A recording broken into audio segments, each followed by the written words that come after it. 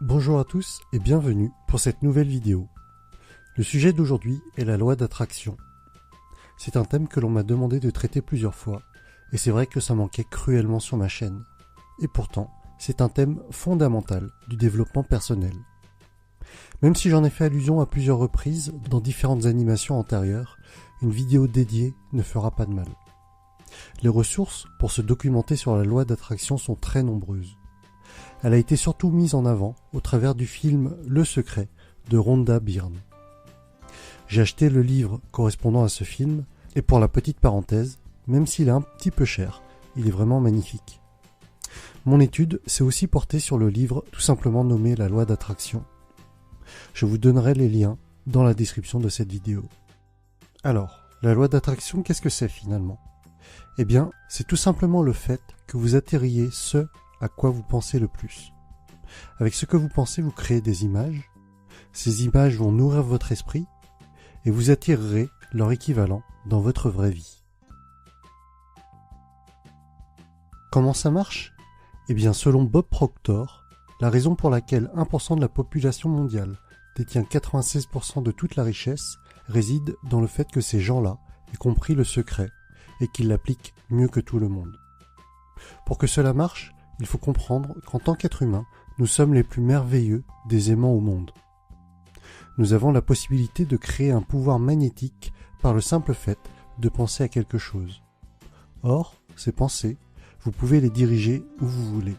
Ainsi, en pensant ardemment à quelque chose, en imaginant que cela est déjà vrai, en ressentant les sensations que cela vous procurerait, vous émettez une fréquence sur une base continue qui va attirer vers vous leur équivalence. Si on schématise, notre pensée dominante ou attitude mentale est l'aimant et les circonstances correspondantes à cet aimant vont être irrémédiablement attirées. Faisons une petite analogie avec une télé et une tour de transmission d'une station télé. Une fréquence va être émise par la tour. Votre télé va interpréter ces fréquences en images et à chaque canal ou chaîne, vous aurez une fréquence différente. Eh bien, nous sommes les tours de transmission les plus puissantes au monde. Les fréquences sont émises par nos pensées, mais au lieu d'avoir des images projetées sur un écran de télévision, elles se déroulent dans nos vies.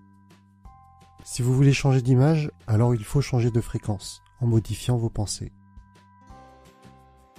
La loi d'attraction ne comprend pas le négatif.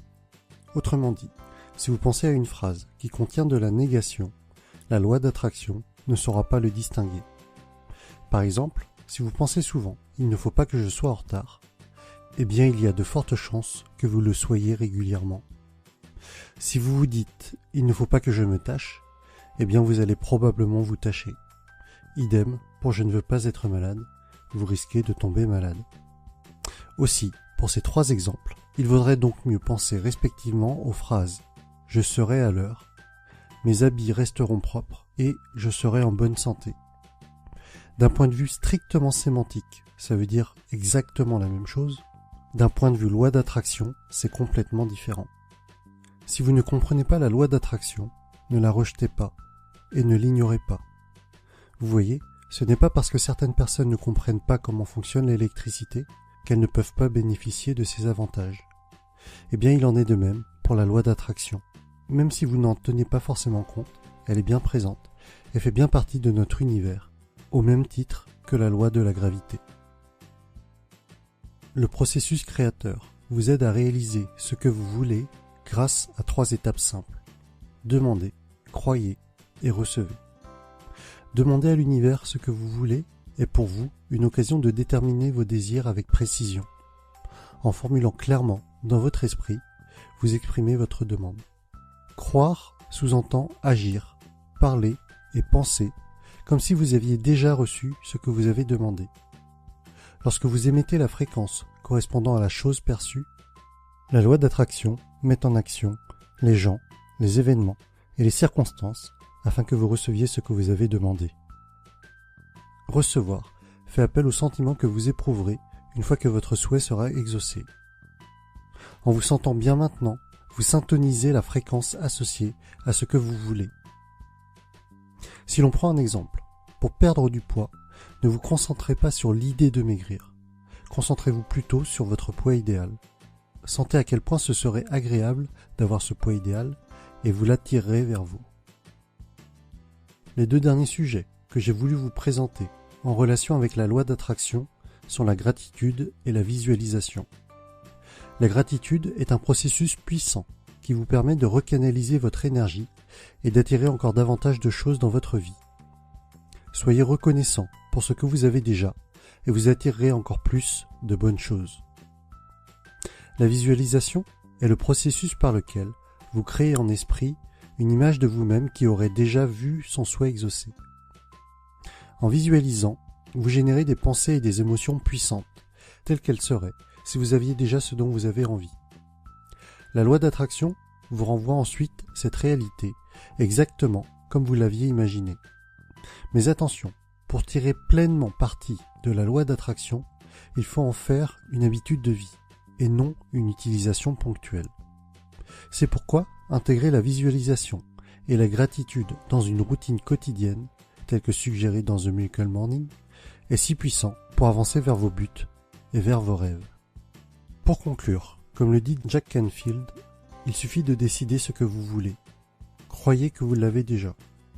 Croyez que vous le méritez et que cela fait partie du domaine du possible. Puis fermez les yeux, chaque jour, et pendant quelques instants, quelques minutes, imaginez que vous avez déjà ce que vous voulez. Concentrez-vous sur les choses dont vous êtes déjà reconnaissant et appréciez-les vraiment. Commencez ensuite votre journée et remettez-la entre les mains de l'univers et faites-lui confiance. Soyez certain qu'il trouvera un moyen pour concrétiser vos rêves. Pour les personnes très cartésiennes, ça peut paraître un peu surnaturel tout ça, et au-delà du sens commun. Malgré tout, c'est un sujet très répandu et très présent dans le domaine du développement personnel.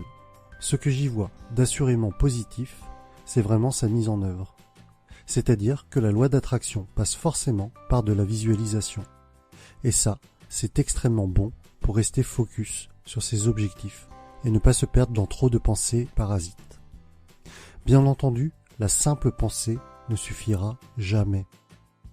Elle doit être accompagnée d'actions allant dans le sens de vos rêves pour que cela fonctionne.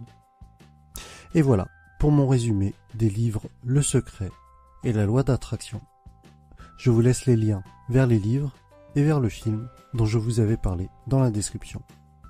Comme d'habitude, je vous invite à commenter, à liker, à partager et à vous abonner. À très bientôt sur Prendre sa vie en main.